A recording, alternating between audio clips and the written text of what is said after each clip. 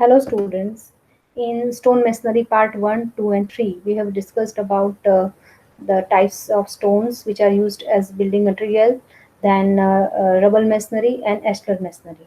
Now the remaining portion related to this particular type of stone masonry that we are discussing now. So very important part that is in stone masonry is lifting appliances used. So basically these stones that can be lifted uh, with the help of different appliances due to their heavy weight and that are to be placed in a proper position.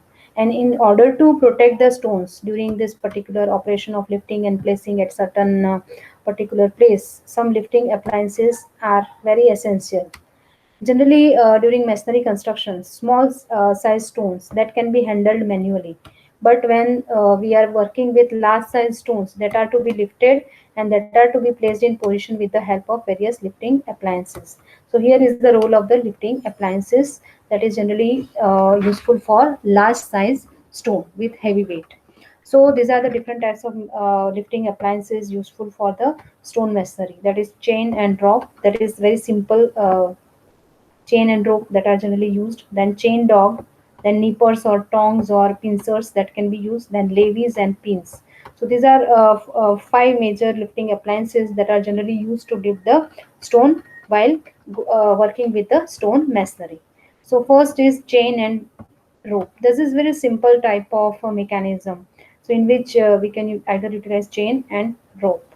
So the stones are covered by gunny bags, and then chain or rope is passed around the stone. So all around this particular stone, chain or rope can be passed, and this chain is tied firmly to the stone. And with the help of the pulley arrangement, the stones can be raised by the manual labor. And it is very rough method, and that cannot therefore it can be used for lifting rough or hard stone, because as it is manually handled, there are chances that it may fall down somewhere if proper type of this stone with the chain or rope is not done. So this is very rough kind of method. And next method is chain dog. So basically these dogs are nothing but they are like hooks only. So here you can see this is the hook or the dogs that can be provided of suitable shape, and that are to be attached to the triangular chain. So this particular dog or hooks that are attached with the triangular chain, and these hooks are to be fitted in the depression which is made on each side of the stone. So if this stone is to be lifted, some depression or some cut is to be made inside this particular stone, and this depression are generally about 20 mm deep and should lie above the center of gravity of the stone, and with the sufficient margin from the top. यहाँ से top से जो margin होगा वो sufficient होना चाहिए. So this margin, it may be around 80 to 100 mm.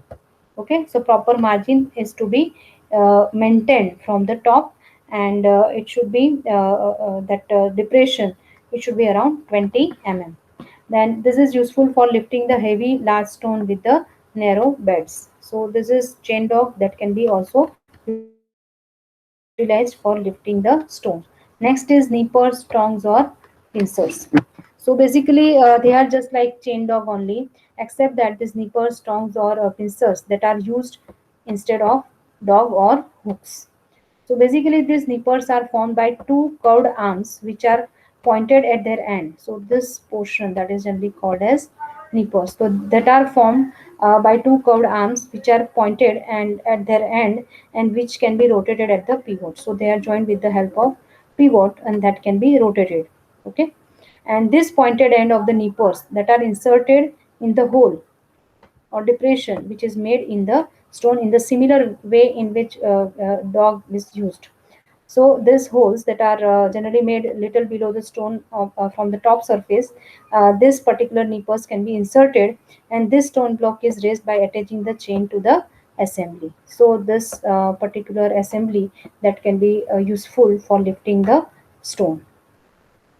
Next is levies. So it can lift the stone of maximum weight of about 1 ton, and there are certain advantages that it is easy to fix and operate, and it is having certain slightly dovetail hole So here you can see it is just like a dovetail hole which is varying from 50 to 80 mm, which is made at the center of the top surface of the stone. तो जो भी stone हमको उठाना है उसके जो top surface होगी वहाँ पे we have to make certain dovetail kind of the hole. And if the hole is more tapered than the necessary, then it may be having chance that the stone may burst out during the lifting operation, because unnecessarily अगर आपने ज़्यादा tapering provide कर दिया, so it may burst your stone while lifting operation, so that may result in some disastrous event also. So this hole is, it is to be made with particular precautions, so it should not be too much. So there are various forms available in this particular type of levees. So first is three legged levees. So here this is the figure of three-legged levees that is shown. So basically there are different components of this three-legged levees. First is two dovetail or tapered steel pieces. So here you can see this particular two dovetail pieces. First thing. Then second is a straight steel piece. So second part is a straight one, that is a central one, which is called as the straight steel piece. Third is U-shaped shackle. So this is U-shaped shackle that is provided, which is connected with the hoisting chain. And last one, a round steel pin and a cotter. So here this is consisting of the pin and this is cotter. Okay, so these are the components that are possible in the three-legged pins. So these dovetail pieces are inserted first in the hole. So initially these two pieces, this first and second, that are inserted in the dovetail holes, and then middle straight pieces placed. And in the top three pieces, अभी आपके तीन pieces आ गए हैं, that is to be properly connected with the shackle.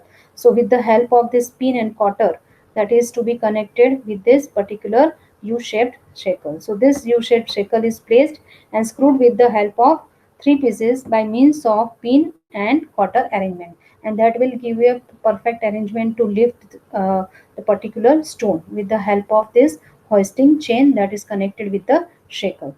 So this is all related to this three-legged levees.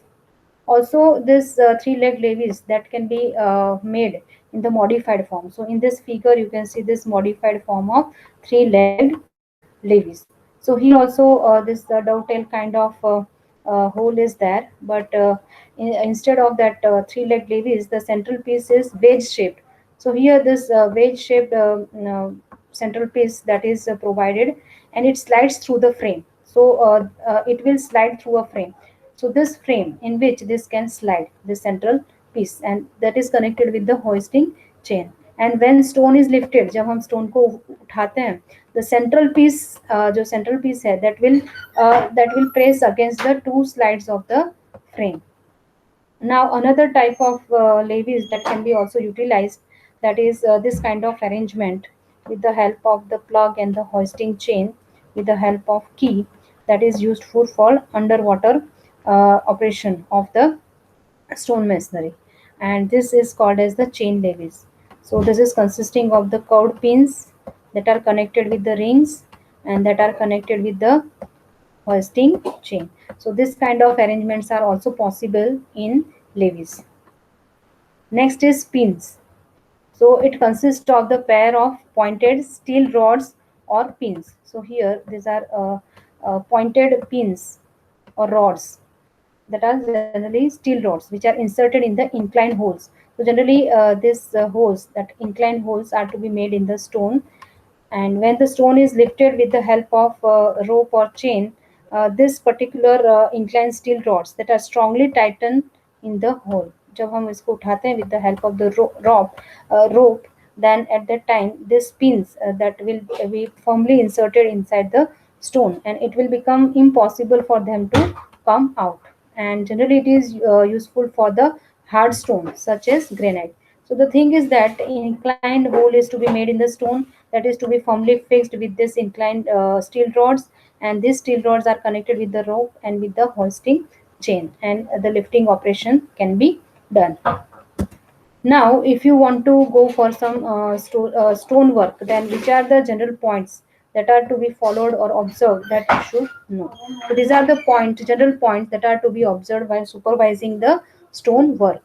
So the stones to be used for the stone masonry, it should be hard, tough and durable, and it should confirm the requirement of the specification of work. Okay, so whatever specifications that are given, that should be followed by a particular stone that you are using.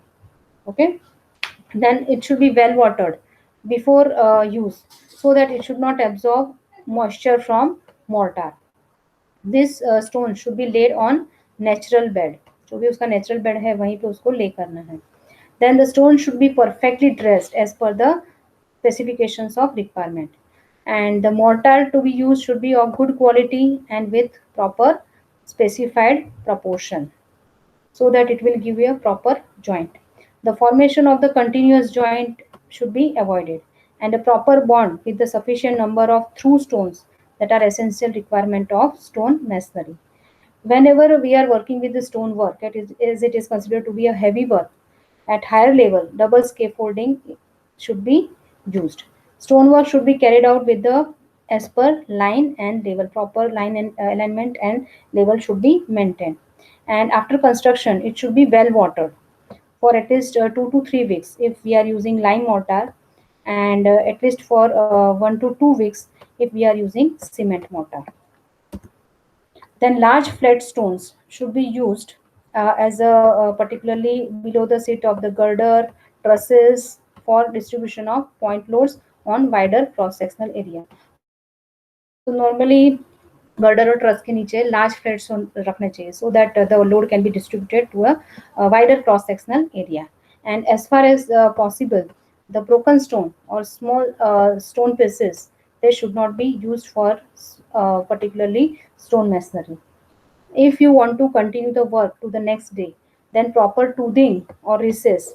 So this kind of step arrangement that can be done, so that on the next day you can start in a stepwise manner, or either this toothing or recess. So in this fashion, the work can be stopped on the first day, and on the second day you can start with the this kind of particularly whatever remaining portion, and so that proper toothing, recess or steps that are provided if new work is to be continued from the next day. So with this, I'm finishing my presentation as far as stone masonry is concerned. So I have covered all the aspect related to stone masonry, and that will be very useful to you for your examination. So thank you very much, all of you.